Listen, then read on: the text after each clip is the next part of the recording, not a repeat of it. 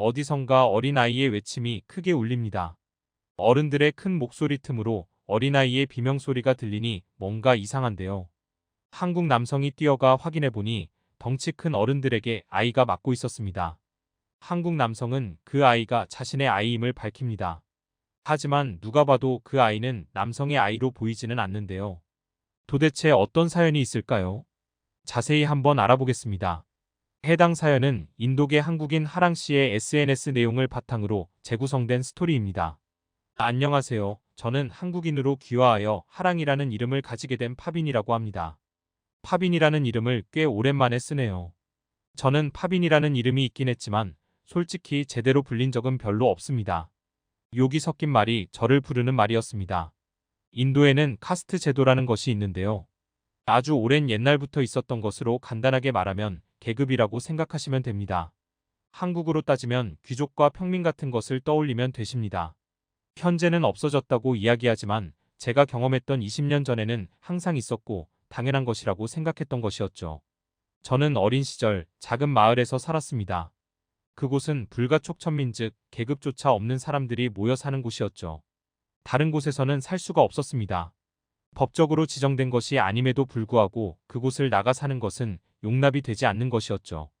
불가촉천민을 달리트라고 부르는데 불경한 존재라고 생각하기 때문에 함부로 만지지도 심지어 힌두교 사원 근처에도 가지 못하게 되어 있습니다. 도시에는 그런 제도와 관련된 사항들이 없어졌다고 주장하는 사람들이 많지만 도시만 사람이 사는 것이 아니니까요. 저는 어린 시절 부모님을 잃었는데 이유는 잘 모릅니다. 맞아 죽었다는 말도 있고 극단적인 선택을 했다는 말도 있었죠. 하지만 확실한 건 이 세상에 없다는 것이었죠. 저는 마을 사람들의 손에 컸습니다. 그저 거리에서 개에게 죽임을 당하지 않은 것만으로도 다행이었죠. 그렇게 정부의 손도 잘 닿지 않는 외진 저희 마을에 어떤 사람들이 찾아왔습니다. 그들은 한국이라는 나라에서 온 사람들이었죠. 외모도 달랐고 피부색도 하얀 게 성스럽게 느껴지더군요. 너무 아무렇지도 않게 저희의 공간에 와서 자신들과 똑같은 사람처럼 취급해주니 더 그렇게 느껴졌죠. 넘어지면 손을 내밀고 사람들의 집을 고쳐주기도 했어요. 그들은 집을 더 좋게 만들어주고 싶어 했지만 저희는 그럴 수 없었어요. 달리트 계급이 좋은 집에 산다는 것이 말이 되지 않는 것이었거든요. 저는 그 사람들이 너무 좋았어요. 참고로 그 사람들은 선교하러 왔던 봉사자들이었습니다. 선교보다는 봉사의 목적이 더 컸는지 그다지 선교 관련된 이야기는 하지 않더군요. 그 사람 중 이한 아저씨가 너무 좋았죠.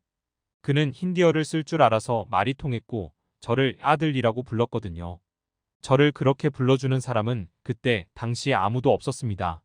그는 항상 저에게 모든 사람은 공평하다며 자신이 믿는 신에 대해 이야기했어요. 항상 이한 아저씨의 이야기를 들으면 저 또한 계급이란 것에서 멀어지는 것 같았죠. 그날은 혼자 마을 바깥에 나선 날이었습니다. 전 몰래 하층민 그러니까 저보다는 윗계급 아이들이 노는 호수에서 놀고 오고는 했어요. 아이들에게는 저도 같은 계급이라고 거짓말을 했었죠. 그런데 그날은 이상하게도 건강한 남성 3명 정도가 저희 마을 근처에 있더군요. 그러더니 한 사람이 저를 가리켰고 다른 사람들은 시선을 교환하더니 고개를 끄덕였습니다. 그들의 손에는 하나같이 기다란 강목이 있었죠. 저는 그게 무엇을 의미하는지 몰랐습니다.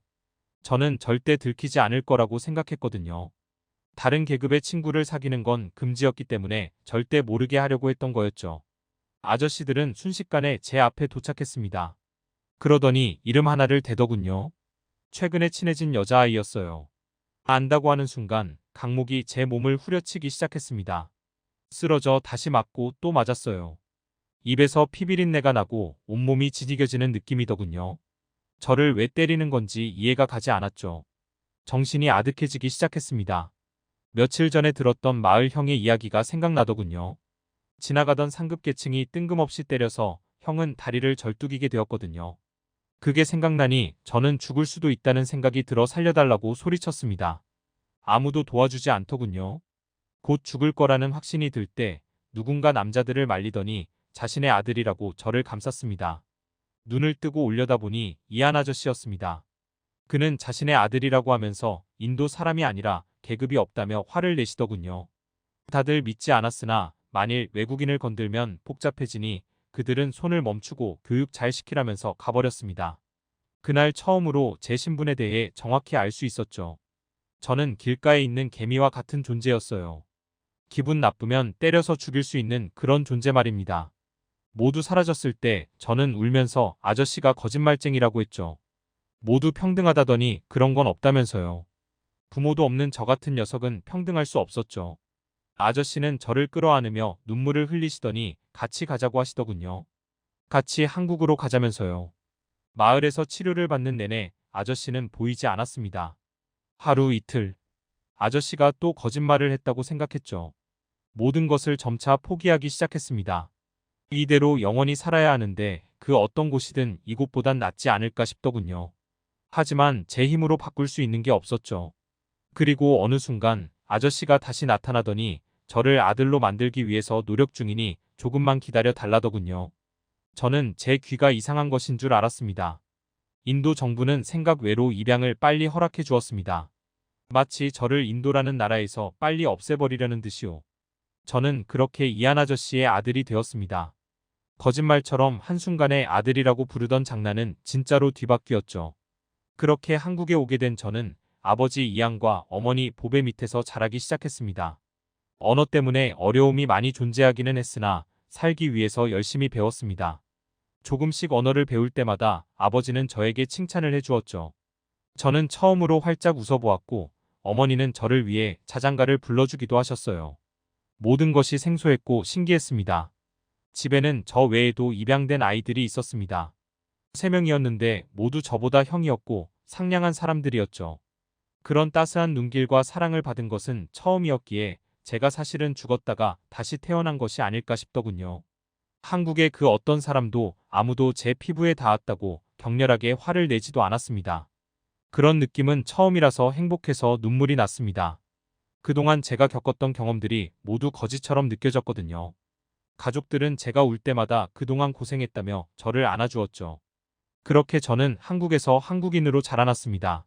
서로가 선택한 가족 밑에서 자라는 것은 상상 이상으로 행복한 일이었습니다. 다른 친구들에게 따돌림을 받지 않을까 부모님은 걱정했지만 학교에서 저는 인기인이었습니다. 친구들을 웃기는 것을 좋아해서 제가 무슨 말만 해도 친구들이 박장대소를 터뜨리고는 했거든요. 한국에서 저는 무엇이든 될 수 있다는 것을 배웠습니다. 인도에서 제 직업의 한계를 느꼈지만 여기서는 그러지 않아도 되었죠. 저는 한국인이었기에 무엇이든 될 수 있는 자격이 있었습니다. 그게 저한테는 얼마나 큰 의미인지 모를 겁니다. 인도라면 아무리 배움을 얻어도 할 수 있는 것이 정해져 있었으니까요. 저는 과학 중에 생명이 관심이 많아 공부를 하다가 과학교육과에 가기로 결정했습니다. 과학을 통해 세상을 보게 되면 차별 없는 생명의 존귀함을 알 수 있더군요. 그것을 아이들에게 알려주고 싶었습니다. 그 꿈을 위해 저는 사범대를 가게 되었고 한 번에 붙었으면 좋았겠지만 재수 끝에 붙게 되었습니다. 가족들이 얼마나 기뻐했는지 몰라요. 제 친구들도요. 한국에는 저보다 저를 더 사랑해주는 사람이 많다는 걸 깨닫는 순간이었죠. 그렇게 학교를 다니다가 휴학을 내게 되었습니다. 군대 때문이었죠. 군 복무를 마치자마자 친구가 여행을 가자고 하더군요. 그러더니 대학생이라면 인도 한번 가줘야 한다면서 힌디어를 할 수 있으니 더 편할 것이라고 꼬시더군요. 저는 사실 좀 아니라고 생각했지만 그래도 친구가 그런 말을 하니 생각도 나고 예전 마을이 그대로 있는지도 궁금하더군요. 아무래도 20년이 지났으니 뭔가 변하지 않았나 싶은 희망 덕분이었죠. 부모님은 걱정하셨지만 그래도 성인이 되었으니 괜찮을 거라고 안심시켰습니다. 그렇게 저와 친구는 인도로 가게 되었죠. 도착하자마자 달라졌냐고 묻는 친구의 말에 저는 도시에 있지 않았으니 도시는 좀 발달한 게 아닐까 추측만 했습니다. 그리고 예전 마을 쪽으로 가게 되었습니다. 달리트 계급에 대한 대우가 달라졌는지 궁금하기도 했거든요. 저는 익숙한 한 사람의 모습에 깜짝 놀랐습니다. 예전에 저를 미친 듯이 때렸던 그 남자 중 한 명이 서 있더군요. 얼마나 심장이 터질 것 같던지요. 하지만 그 남자는 저를 못 알아보더군요. 오히려 이런 누추한 곳에 왜 왔냐면서 외국에서 살다 온 사람이냐고 묻더군요. 저는 예전에 저를 때린 것이 기억이 안 나냐고 물었습니다. 그러자 그는 무슨 소리냐고 하다가 눈이 점차 커졌습니다. 제가 누구인지 기억난 표정이더군요.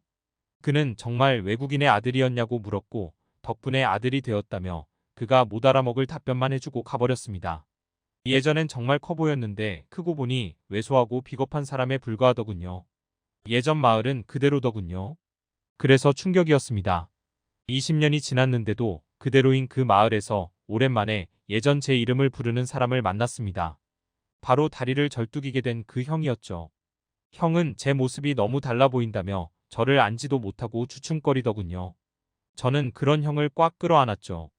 저는 마을 사람들과 이야기를 나눴고 약속 하나를 하게 되었습니다. 한국에 돌아가면 식량을 조금이라도 지원해주기로요. 여전히 그곳은 먹을 것들이 열악했거든요.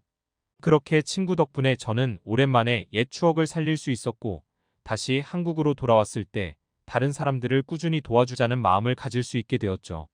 제가 인도에서 아버지를 만나지 않았다면 여전히 그곳에서 아무 희망 없이 살았을 것 같더군요.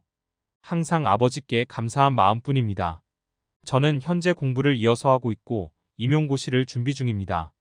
청소년에게 희망을 주는 과학교사가 되고 청소년뿐만 아니라 힘없는 사람들을 도와주는 것이 제 목표입니다. 지금까지 하랑 씨가 보내주신 사연에 대해 소개해드렸는데요. 어떻게 보셨나요? 클립 뉴스에서는 여러분의 사연을 기다리고 있으니 소개해주고 싶은 사연이 있으시면 언제든 제보 바랍니다.